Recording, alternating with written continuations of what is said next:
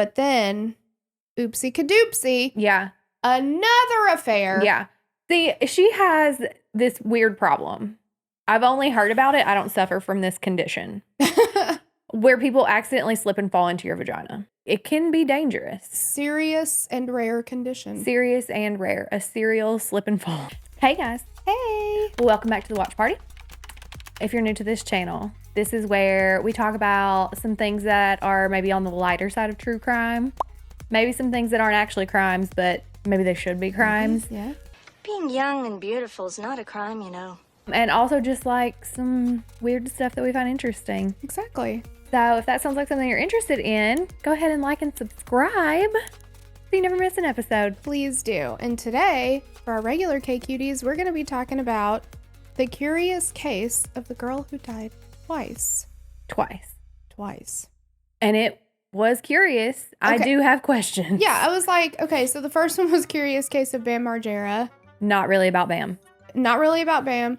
Fairly curious. Yeah. This real curious. Real curious. So like the Curious Case of Benjamin Button curious. Yeah.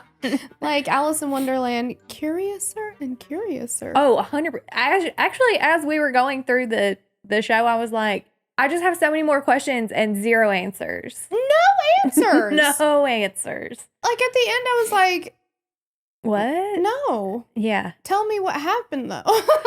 It was strange. All right, let's get into it. Let's get into it. And also, hey girl, thanks to Beth for writing this these little noties up for us. Thank you so much, girl. All right, so we are in Fayetteville, North Carolina, and our main person in this episode is Sherri Calgaro. Mm-hmm. And she is Mary Day's half-sister, and Mary went missing in 1981. Yes. And she's been searching for her for like 35 years. Yes. They are afraid, Sherri is afraid, that her birth mother, Charlotte, and her third husband, William, murdered Mary in 1981, and that's why nobody's ever seen her again. So then we kind of get like this little family tree. Thank God there's a family tree. Goodness gracious. Don't even call it a family tree. It's a family chart.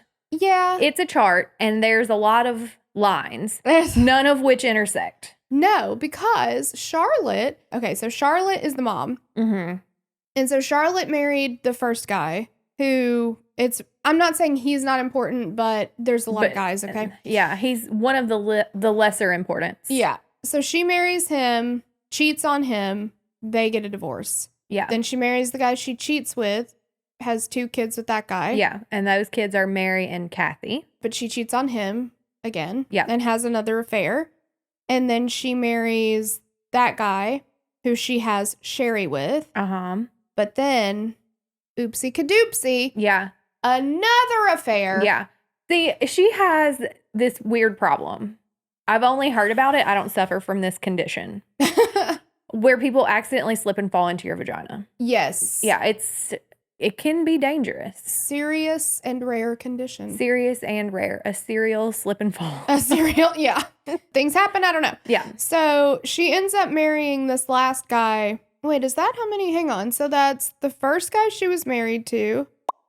Then she has the affair with the second guy who she marries. Then she has, she never married the third guy she had an affair and a child with. Yeah, and then that was Sherri's dad. She doesn't marry Sherri's dad. Okay, because I was like, wouldn't that be more husbands? But no, yeah. Yeah. So when they're telling this story, they go to Beth Karras, because again, Beth Karras is like the kind of...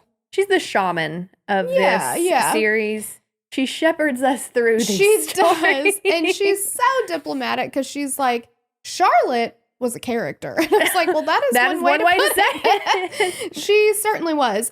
Charlotte hates kids. Okay. Yeah, and she keeps having a lot of them. I wish somebody would tell her that the slip and fall and the kids are related. Yeah, there's a direct correlation between those things. And she doesn't seem to understand. Let's keep in mind, this was the 80s. Perhaps and before. This was pre-80s. Mm-hmm. That's that. She doesn't like any of her kids. And they end up, so she ends up marrying William, her third husband. She's in her late 20s. She's 28 or 29. Yeah. When she has an affair with the last guy, who is William, the last guy that we know about. If she never cheated on William, I would be very surprised. Well, she was an elder by then. Well, that's true. So she was 28, 29. She meets William Hoole, who was a Marine at the time, and he was 17. Like the magazine. Okay. Like a baby child.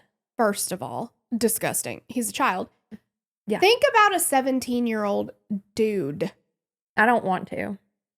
At all. I thought about 17-year-old dudes when I was 17, and that was quite enough of that. That was already difficult enough. Yeah. They're awful. What are you doing even talking to a 17-year-old? Well, I don't think they were talking. Well, that's true. He looks pretty young. He looks like a baby. Yep. But we also just gloss over that in the show. Like, they're like, so she marries this guy. He was 17 when they met. No big deal. Moving on. And you're like, yeah. pause. And she's almost 30. Yeah. Like, do you ever watch I think it's Mr. Williams on TikTok? He says, pre-K pause. Pre-K pause. I love him. I know. Yeah. I love they did not take a pre-K pause on that. No, they did not. Sure. No, they did not. So they end up, at that point, she has the 3 girls, Mary, Kathy, and Sherri. Mm-hmm. And so they put them in foster care. Yes. With a couple. And the couple, like, just takes them in immediately, all 3 of them together. They don't want to separate them, like, wonderful people. And so eventually William and Charlotte get married. Yeah. Because I guess he turns 18. Well, something's got to spur that wedding, I guess. Exactly. They got married. Y'all just. They got married. So it's the least concerning thing that happens in this documentary. So the courts give them custody of the 3 girls. Yes. And so they go to pick them up. So she's got Sherri. Charlotte has Sherri sitting in her lap in the car because, I mean, in those days, you could just do seatbelts. Never heard of her. So Sherri is sitting in her mom's lap, and she's like, I hated my mom. Yeah. Which, understandable. And so she's like, I peed on her. Yeah. And she says she was 6 years old at the time. So she's like, I had to have known to some degree like what I was doing. Yeah. Like, I just straight up peed on her. You know, she wasn't asleep. She was awake. And this is the wildest part to me. She's like, so my mom looks at William and is like, turn around. We're taking her back. And he does. And he does. You know, when your parents are like, if you don't stop, I'm going to turn this car around. They fucking turned the car around. They turned it around. She says that her mom walked her back up to the front door, knocked on the door, and was like, you can keep this one. You can keep this one. Direct quote, you can keep this one. And then got back in the car and drove away, never looked back. Insane. Never looked back. That is your child that you've had for 6 years in your home. Like this woman had physically no attachments to her children. No, like, none at all. Not at all. But honestly, like, for Sherri, obviously there's a ton of trauma that goes along with that. But, like, that was the best thing that could have happened to her in this situation. 100%. Like, she calls the people that raised her, her mom and dad. Yeah. It appeared to be a very loving home and a stable home and, like, all that stuff. But obviously, she also just, like, loses her sisters. Yeah. Like, it's just... Like, literally, she's riding in the car with her family, and then her mom says, get out of here. And then she's just like... By herself. There's no goodbye. There's herself. no, like... That is absolutely insane. Yeah. So, Charlotte ends up... Well, I guess, and William, they end up moving to Seaside, California. And they stayed in touch. Like, they would get regular letters and phone calls and stuff like that. And then Sherri says... Interesting. I did too. I kind of thought, given the circumstances of everything, she's like, oh, we still call and write. I'm like, oh, okay. Yeah, I wasn't expecting that either. And then one day it just stopped. So at this point, Sherri is 12 years old. They're living in Little Falls, New York. And they get a letter from Kathy. And it was she said the return address was also in New York. And she was like, oh my gosh, like they're super close. Like, holy moly. So her parents were like, we'll drive you over there. Like, if you want to see him. And how nice. Yeah. She was like, there was no question. They were like, we'll take you as soon as you want to go. Yeah. So they get there and Sherri gets to see Kathy and she's like, where's Mary? Yeah. And her mom's like, well, she ran away or whatever. She ran away. Never came back. And they're like, okay, well, do you have any pictures of her? Yeah. No, she doesn't actually because she burned them. All of them. Yeah. No pictures. And bizarre. She's like, that's weird. Yeah. Like, super weird. Like, she burned every picture she ever had of her.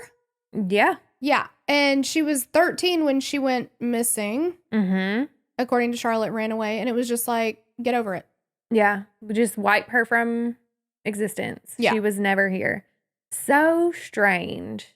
So 6 years later, this is 2002, Sherri is now old enough to start looking for her sister. Yeah. So she's looking for Mary. She reports her as missing in Seaside because that's where she would have gone missing from. And we meet. Okay. Well, she looks to see if she was reported missing, right? Oh, yeah. And she looks to see because her mom says they reported her missing and they have no police report of her ever having been reported missing. No, not nothing in that about area. her at all. Yeah, nothing. They have no idea. So we meet the retired detective for Seaside PD and he says, well, my legal name is Stephen M. Serconi, but I go by Steve. And I'm like, Steve, you don't, that's good. We get it. We got it. If you say your name is Steve, I'm going to assume your Yeah. legal name is probably Steven, girl. Yeah. Also, and I don't care. It's irrelevant to this, but thank you for that clarification. It was almost like when he's, well, my legal name is Steven. I'm like, okay, and you go by Martha? Listen, like what? Thank you, Captain Obvious. Like, that man has had to go before a lot of judges oh, where they're like, is state that- your name for the record. Uh-huh. And he's like, my legal name is Stephen, but I go by Steve. Oh, I bet is that's that what where it that's was. okay? Because I'm I'm assuming like, that's what that was. I'm like, dude, that's a pretty like those go hand in hand. Okay? Yeah. Like we get it. It was so Yeah. funny. So he worked on Mary's case with Joe Bertana, who's a Seaside police officer for over 20 years. And like you said, she was never reported missing. At this point, her social security has never been used since 1981.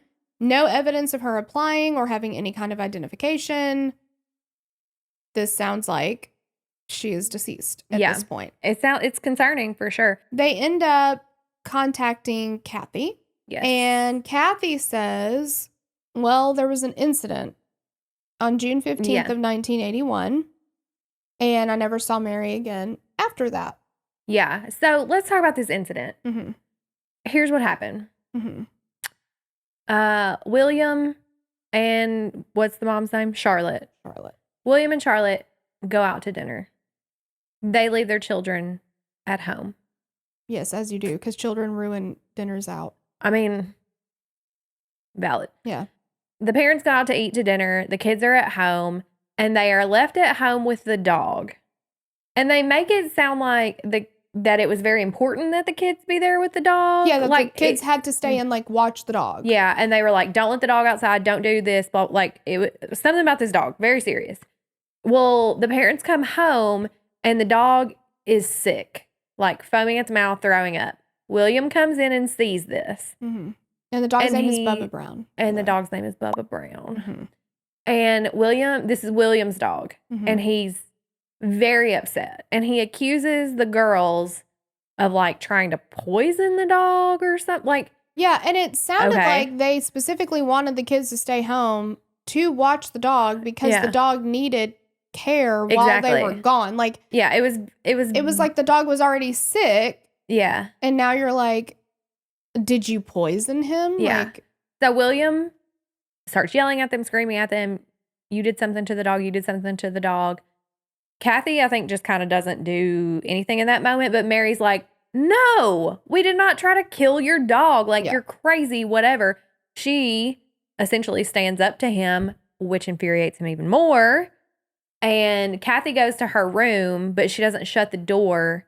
And then she sees William get physical, right, with Mary. In a pretty brutal way from what it it doesn't, sounds I don't like. think it gives like specifics, but it does say that she's like bleeding and she would be injured and no one would help her. Yeah. No one would take her to a hospital. There were never any reports of anything like. Yeah.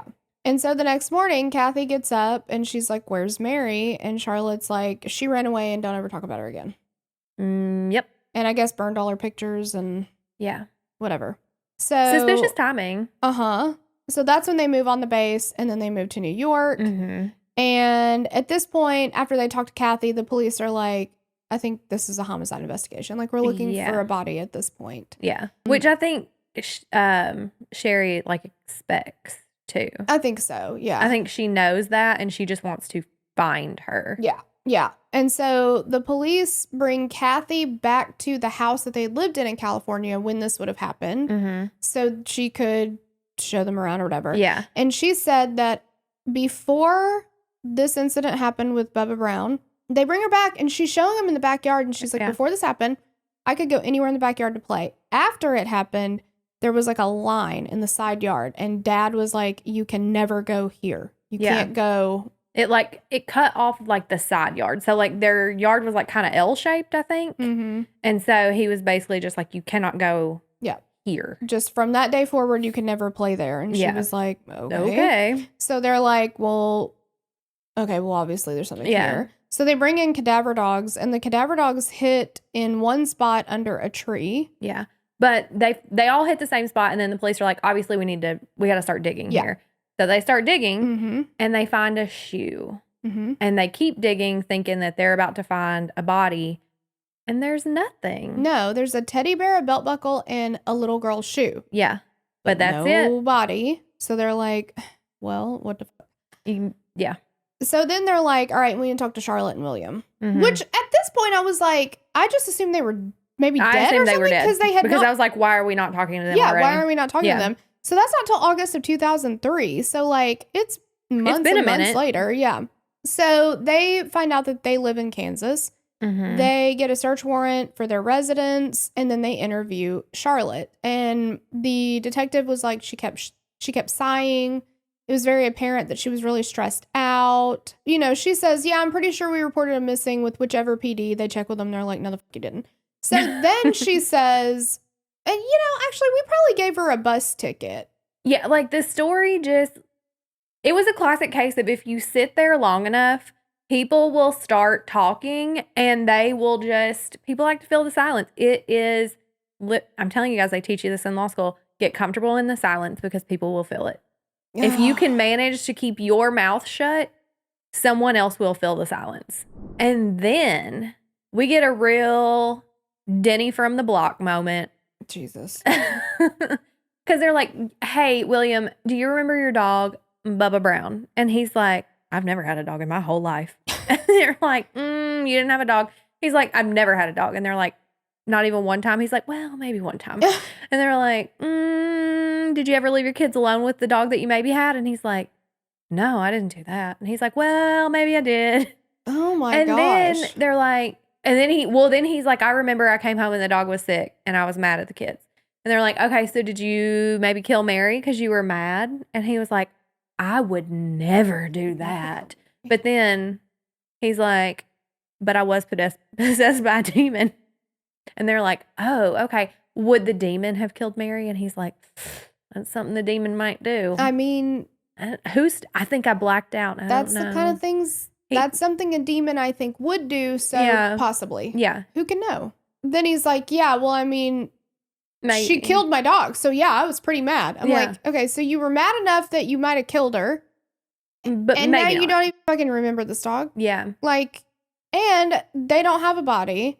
So that's a quasi confession. The demon that I had in me, because he did say too that the next morning Charlotte was like, you had a demon in you last night. And he was like, oh. Then he's like, I mean, I don't know, maybe that guy killed her.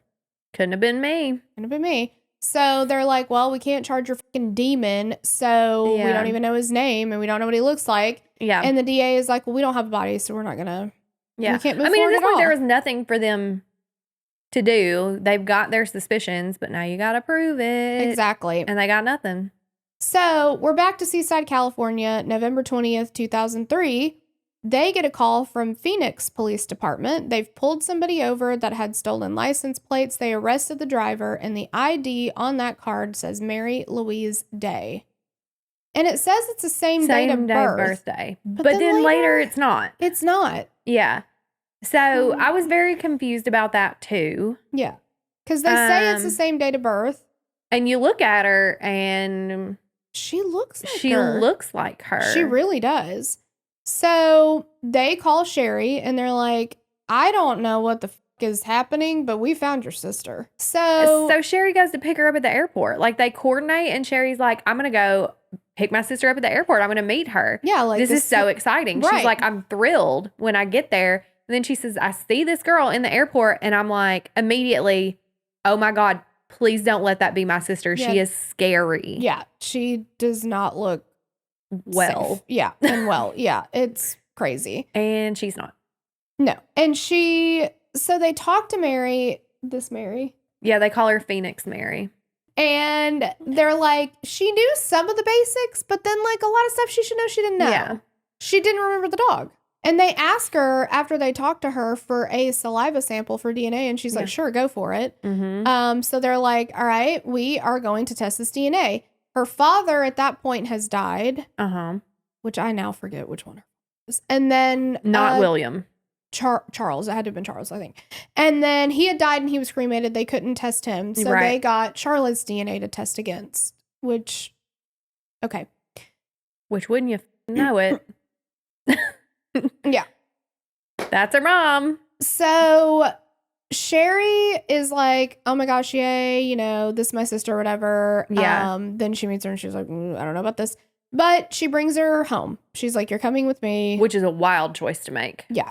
And family or not, you don't know this person. Exactly. And so, but she brings her in, lives with her. She's got kids, you know, all these things. And it just started getting very strange. So she was like, it was like living with 3 different people. Mm-hmm. Mary seemed to have 3 distinct personalities. Yes. She said each of them looked different. Mm-hmm. Like the way Mary even... The way she dressed, the way she carried herself, her body language, the way she spoke, the way she walked. Like, her literally accent even was everything. different. Yeah. And she, like, it would be like she'd wake up, you know, one morning and, like, she'd be Mary. And she said Mary was her personality where, like, she got dressed for the day and she actually, you know, like... Put on her makeup. She did her hair. Like, she had it together. Yeah. She was more upbeat. She would go out and do things, whatever. And then when she was Monica... She said she would even, like, she'd stand hunched over. Yeah, her shoulders would be hunched over. She'd scuff across the floor. Her voice sounded different. She had this just, like, very evil look in her eye all the time. Like dead eyes, basically. Yeah, it's just crazy. She did say that Mary had a really bad alcohol habit. She would hide alcohol in Sherri's children's, like, rooms, drawers, stuff like that. So she was like, we moved her to a different home. So they put her in a mobile home, tried to get her a job. That didn't really work out very well. Yeah. And then one day Mary calls Sherri and she's like, you got to come over. And when she goes over there, she says, Mary just immediately throws a beer bottle at her head and the beer bottle shatters everywhere or whatever. And it seemed like a personality that was different than any of the other ones. Yeah, it was something she hadn't seen before because she was like very erratic and like she was like screaming and she was like saying things over and over again. But I don't think Sherri could really tell what she was saying. Like it was very... And she said that her voice had that guttural, like demon possessed sound to it. And she likened it to the movie Exorcist. Yeah. But she's like, that voice was not a voice that I'd ever heard before. Yeah. Oh God, that shit scares me. That's not for me. So eventually Mary's like, I'm going back to Arizona. And Sherri's like, I'm just not going to stop you. Just best wishes. Yeah. Like, I'm just not going to stop you. So the police were like, I don't think that woman is actually Mary Day because we're pretty sure she's dead. Yeah. And then the DNA results come back and it matches Charlotte. So they're like, well, then one of Charlotte's daughters. Mary, so that's got to be it. And so they close the case because they're like, it matches, you found her, like it's done. And so the police were like, I just don't know. Like, it definitely seems like there was a homicide. But if Phoenix Mary isn't the real Mary...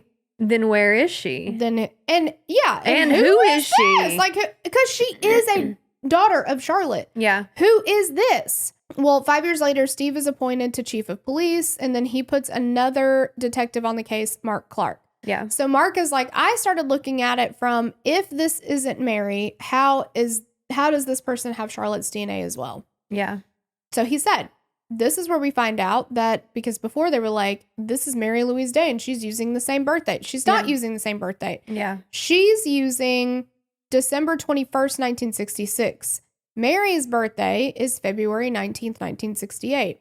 So Sherri doesn't think that this person is Mary. The timing is very curious. Yeah. Because William and Charlotte are being interviewed and might be about to be charged with murder. And then all of a sudden... Mary Louise Day pops up in Arizona, Phoenix, to be exact. So they're like, did Charlotte reach out to one of her other children that she had just dropped off somewhere before and said, hey, I'm in a bind. I need you to do this, which I also thought, if she did, why would they be inclined to even help her? In 2008, Mark Clark leaves the investigation. He has not been able to ID Phoenix Mary conclusively, and a new chief of police takes over. Her name is Judy Velas, I don't know. So they reopen the case. This is 2017 now. She gets a phone call from, it says a younger sister of Mary's. So this younger sister of Mary's, who again, we don't know who she is, says Mary is in Warsaw, Missouri. She's suffering from cancer. She's on hospice. She's literally about to die. Uh-huh. And so Beth Karras is like, look, there's something about deathbed confessions. They are an exception to hearsay. They are. They're called dying declarations. So they can be very important. They can be admissible in court.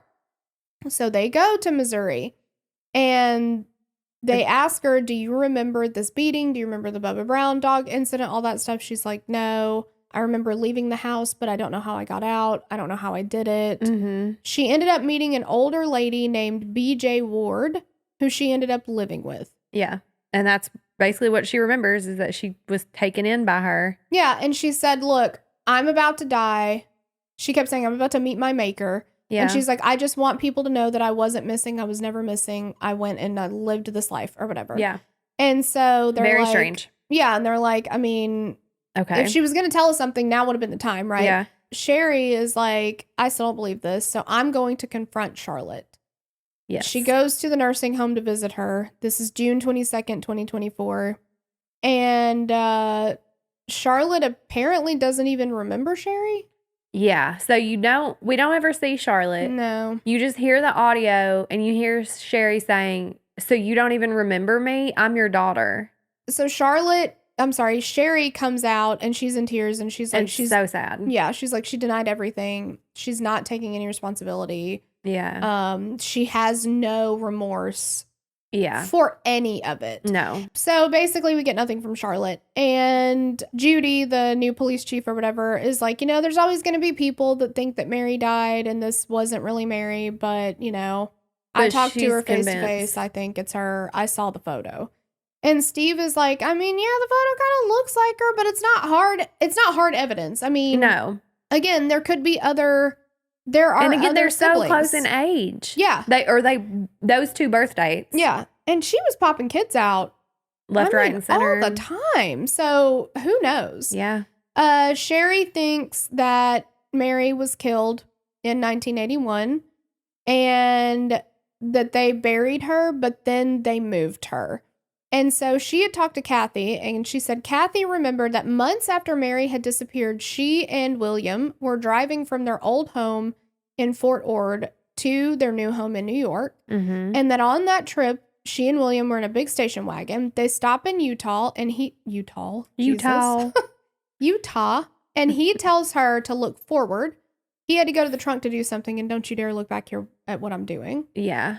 And she said that the smell of salt was overpowering. She remembered the smell of salt. She remembered him getting a big oriental rug out of the car, walking into the middle of the desert, telling her not to look back.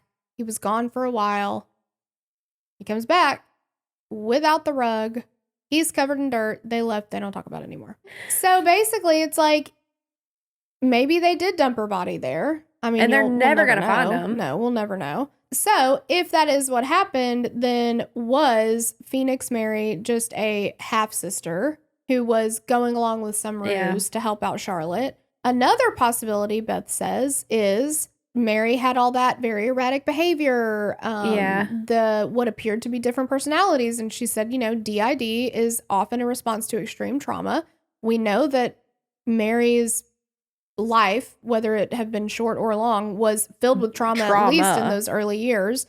I have mixed feelings about this episode because it seems like there's a lot more information that they should have that they just didn't tell us, and maybe they just left it out for storytelling purposes, which I'm sure is exactly what happened. But also, like, give me a fucking resolution at the end. Just put it on the on-screen text, like, oh, by the way, actually we did test it and now we know. Yeah, exactly. But they don't. No, what we get at the end is, I guess we just won't know. Yeah. It's one of life's greatest mysteries now. Why did you start this story then? Exactly. Yeah. And then we just end with on-screen text. It's like, William Hoole says, I didn't do anything. Yeah. We don't ever talk to him either. Is he still alive? Is he dead? He's got to be in his 40s by now. That's true. Yeah, so like presumably he's still alive, but they're just like, he said he didn't do it. And everyone's like, well, okay. That was it. Thanks for Thanks for tuning in. This. Yeah. What do you think happened to her? I kind of lean toward that she's dead. In the Why'd 80s? they Well, bury she's all dead that either shit? way. Well, yeah. Because she died twice. That's true. Did she die the first Like a time though, or the phoenix. second time? Like Yeah. the Phoenix. Exactly. I don't know. I lean toward that she died the first time. Either one could, that's the hard thing. What do you think? Either one could be true. I lean towards she died the first time.